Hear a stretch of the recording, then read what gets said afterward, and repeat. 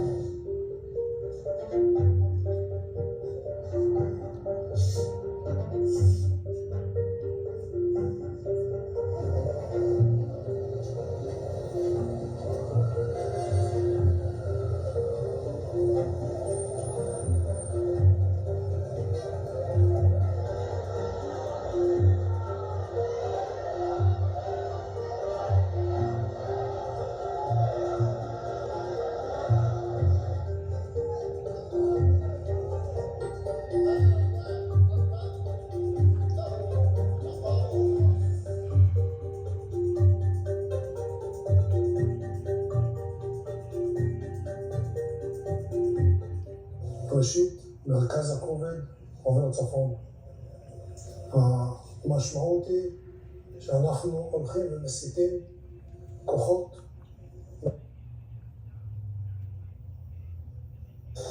Wow. Talk about a black swan event. This is the true definition of a black swan event in its purest form, because nobody anticipated this. Don't lie to me and try to tell me that you had exploding electronic devices on your Apocalypse bingo card for 2024. Nobody did. Many of us had cyber attack. But even myself, who's looked at this issue extensively, I've had cybersecurity experts on the channel before. While it may have come up that you could definitely induce some sort of kinetic reactions in electronics or critical infrastructure, none of them predicted that something like this would ever happen.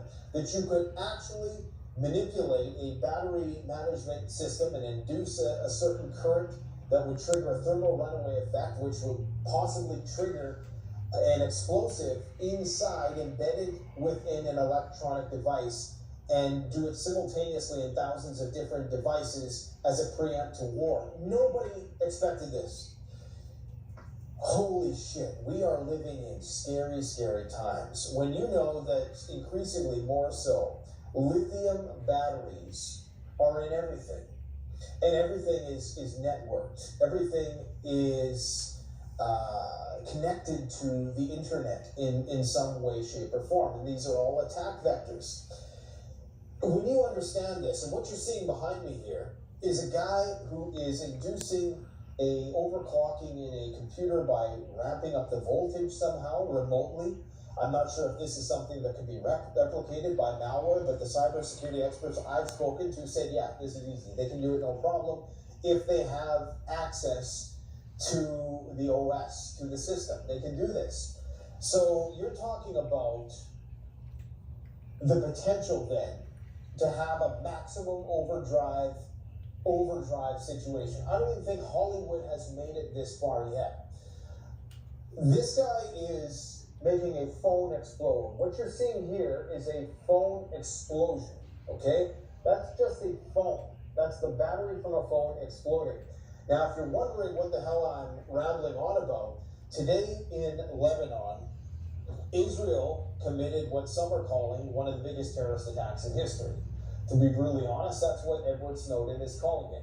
Right now, you have 400 to 500 members that they're claiming of Hezbollah. We're just going to say 400 to 500 people who are currently in critical condition, and around 5,000 who've been injured, but those numbers could be much, much higher when the final tally eventually comes out. Now, what happened was 3 months ago, Hezbollah ironically warned all of their fighters. If you remember Nasrallah's address, he's a leader of Hezbollah. He came out and said, we need to get rid of our smartphones because they are using these. They're compromised. They're using these to spy. They're using these to triangulate our locations. They're hacking into them. And it's causing us to lose a lot of battles. It's having deleterious effects on our military. And as such, they switched over to these pagers, these simpler pagers, which they presumed were harder to hack. Well, there's a discourse raging online right now. And then, of course, what happened is they all simultaneously today detonated, exploded. And what happened was, the reason why there's so many serious injuries is because, I guess, prior to the explosion, the pager went off. So most people, when their pager goes off, I haven't used the pager in decades. I didn't think they were still a thing. Apparently, we were led to believe, I guess up until this point, that they were a more resilient and resistant technology that could be hacked in the battlefield. But I guess now no electronics are going to be trusted as communication devices in this way. But what happened was people would look at the pager to see what number was calling. Apparently, the number that was calling was supposedly from one of the higher ups, so it was important, or it was like spoofed, or what do they call it? Using a proxy or something to make it look like that was the person who was calling, and then it exploded. So a lot of injuries to people's hands, and of course a lot of issues with blindness because it exploded in their face and acted as whatever components were in the pager acted like as shrapnel, and so it went into people's eyes. So even the Iranian ambassador apparently is stricken with this blindness issue as a result of him having one of these pagers, or somebody near him having one of these pagers. Maybe somebody said, hey, the supreme leader is calling me, and take a look, and it exploded in his face. Who knows, but this is serious. You're going to see a massive response from Hezbollah, because if they don't, they've essentially conceded defeat. This is the ultimate declaration of war. Think of how far up the escalation ladder we've moved on the northern front, and it's been so incremental and gradual, almost very sophisticatedly orchestrated it's become. Because there was a time when just a simple cross-border exchange between Hezbollah and Israel was newsworthy. Long gone are those days. We're talking about day after day, heavy bombardment on both sides, rocket attacks by Hezbollah, and heavy bombardment by Israel. You have high-level assassinations, and then it got stepped up continuously. You had that big attack on the Golan Heights. Still, some people debate who was at fault for that. Go off, and Israel obviously is the claimant for setting off and remote detonating these old-fashioned pagers being worn on people's belt buckles. Now, I want you to think about, not only has this opened up World War III, not only are there a million DEAD bodies buried in Ukraine right now, almost worse than World War II in graves. Not only are we on the verge with war in Taiwan, we're living through hyperinflation. This is probably the last U.S. election in world history. But in addition to that, what happened today just proved that they can remote detonate not just pagers, but your cell phone. But your cell phones, ladies and gentlemen. The cell phones in your pocket can be remote detonated just like these pagers. And I've warned you this, I think the next major event in America will affect American cities. Pray against it. But I believe drone swarms will be launched into Los Angeles, New York City, AI, autonomous control machines of DEATH. And they'll probably blame Iran on it, or Hezbollah, or Hamas, or whoever, or I don't know, some psycho group or something like that. And this is what these people have built. For those of you that don't believe me, I encourage you to check out a company called Anduril, Anduril. Works in direct tandem with the military-industrial complex, companies like Palantir that I've recommended in the past, which are now trading at new all-time 52-week highs, and they're the ones that have created and built these machines on the battlefield. And it's what's being used in Ukraine. The founder of the company is the creator of the Oculus, the thing that goes around your eyes that was sold to Mark Zuckerberg. His name is Palmer Luckey, and he is often in Maui. So, what we're looking at is a Terminator 2 style extinction event. Not just with artificial intelligence and AI, but with the fact that we now know it's proven they can remote detonate your devices, which is absolutely freaking extraordinary and insane. It tells you how dangerous this technology actually is. This is why they've worked so hard to get all of these phones into your hands. It's why they're working so hard to get ChatGPT into the... Breaking news. The chaos continues to unfold in Lebanon as multiple Internet of Things devices have just started to explode once again. Inside Russia, we have the largest conventional, at least the jury is still out on that in terms of whether or not this was conventional, because if anything ever looked like a nuclear detonation and could be a subject of debate amongst the most seasoned of military analysts, this would be it. This is the biggest ammunition dump, and it was hit by a missile There is video evidence to support that this was not hit by a drone, this was hit by a missile. This was very deep into Russia, near the Moscow Oblast. In fact, the largest ammunition depot inside Russia has been destroyed. If you destroy all of Russia's conventional munitions, they only have one other remaining option. This is a massive escalation, and we will see a significant reprisal as a result. It's going to be an attack on NATO is unknown, but these were struck by a missile. We'll talk about the details of that in just a moment. But first, the breaking news story today, we have massive explosions erupting in unison throughout Lebanon once again. Some of these explosions were reported to be significantly larger than yesterday's. We have chiefly among them backup communication devices like walkie-talkies of the Baofeng sort. Of course, preppers are no stranger to Baofeng radios, and I bet you'll never look at your Internet of Things devices, walkie-talkies, ever again in the same way. These events are unparalleled in all of human history, and that should not go without saying. We have a variety of other backup communication devices targeted: houses, electronic vehicles, motorcycles, scooters, solar systems, and their battery banks, as well as iPhones. Reports that multiple devices have simultaneously exploded in Lebanon once again. The question is now whether or not these were a part of the same supply chain hack that had the claim, of course, is, and this is still just a claim by anonymous officials at this point, that Israel was somehow able to hack the supply chain of these pagers, embed a small amount of explosive powder in them, of which were triggered by the lithium thermal runaway catalyst.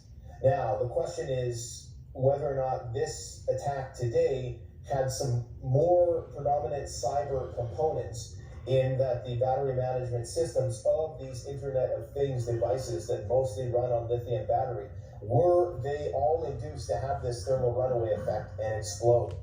That is the question right now.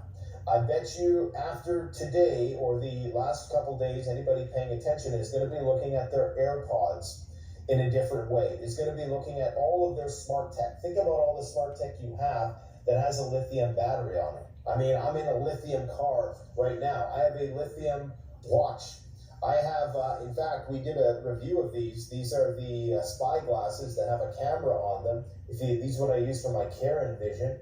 And these have a battery in them. Okay, we're talking about, I mean, never mind Neuralink and all of the other invasive technologies that they're going to try to put up inside people in the future. Could you imagine a hack gone wrong in which a thermal runaway effect was induced in these types of devices? Could you imagine the chaos that would unfold? Even if they had a self-destruct kill switch and it was not explosive in nature, even if all of our electronic devices right now have some sort of a dormant malware on them, a kill switch of sorts that is going to be activated to preempt any sort of major attack on Western countries. This should be a wake-up call to people. This is, again, unparalleled in all of history. We have never seen anything like this. Today, hundreds more casualties. The amount of explosions were less numerous, at least so we know right now. I'm sure as the data comes in, it's going to be in the thousands once again. Biometric machines. What's most concerning to me is these solar systems that are being reported to have exploded as well. So, of course, solar systems, a central component is the battery, the lithium-ion battery. And these things would be ticking time bombs, as well as EVs. EVs, like right now, I'm sitting on probably, 50 to 65 kilowatt hours of lithium-ion battery power. That's a massive explosion if you can induce it in the right way. Now, again, a lot of these batteries have fail-safes in them to prevent a explosive effect, but they would still catch on fire. So they have venting in the batteries. I don't know all the science of it, but what can happen is that if you mess with the software in the battery management system, the gas can be created via the lithium, and then the lithium itself can act as a trigger to blow up the gas, which is how these things explode. That's just the short layman's explanation.